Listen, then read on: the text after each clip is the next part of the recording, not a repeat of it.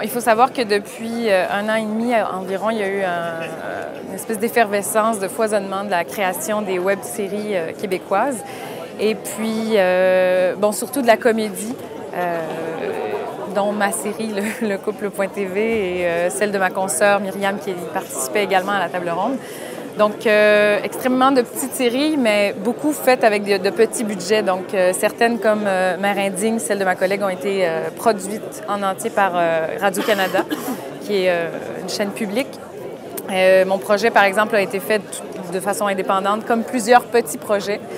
Et malheureusement, le constat en ce moment, c'est de voir que les différents fonds qui peuvent financer les projets exigent un volet à caractère interactif dans les productions.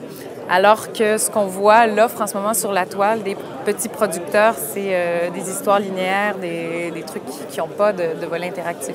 Il y a une liberté qui n'existe pas en télé, à mon avis, tant au niveau du style, où par exemple, dans mon cas, j'ai osé une comédie plus absurde, plus déjantée, et je ne sais pas si ça aurait passé à la télé. Donc, tant au niveau du style et aussi précisément au niveau du choix des comédiens, par exemple, j'ai choisi des comédiens qui sont très peu connus, ce qui n'aurait pas été possible à la télé. On aurait pris mon histoire, on m'aurait dit on veut tel nom, tel comédien, alors que sur le web, ça permet à des auteurs moins connus de se faire connaître, à des auteurs aussi, parce que, bon, si j'ai créé ma série web, c'est parce que j'avais produit j'avais soumis des projets à différents producteurs qui n'étaient pas prêts à prendre le risque de me laisser écrire pour eux, pour la télé. Donc voilà, ça permet de se faire voir et de se faire connaître aussi. Oui.